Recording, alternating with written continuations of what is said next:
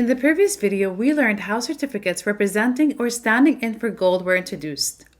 Today, we will discuss the beginning of a major issue that has affected the value of money to this day. When merchants first started using certificates that represented gold, the system was based on a principle that each certificate represented a specific value of gold, and the gold keeper or banker could not issue a certificate unless it was backed by an equivalent amount of gold. However, some bankers noticed that merchants were not returning to claim their gold. Instead, they were content with the certificates they had and started trading them among themselves. Since the gold was piling up with the bankers who charged a fee for its safekeeping and protection, this profession became the primary occupation for bankers, and they stopped engaging in trade. Eventually, they began issuing certificates without gold reserves to back them.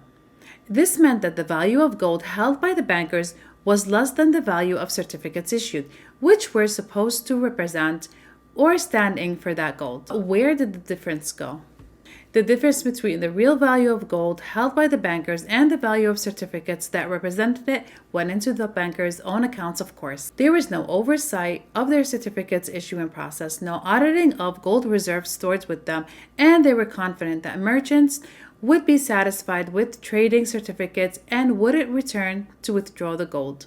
Though the first banknotes in the world were issued without being backed by gold. Despite the illegal and unlawfulness of this act, as it was theft and deception, an attempt to profit in an unlawfulness way, the first global deception began. Banknotes without value were issued to buy all valuable things.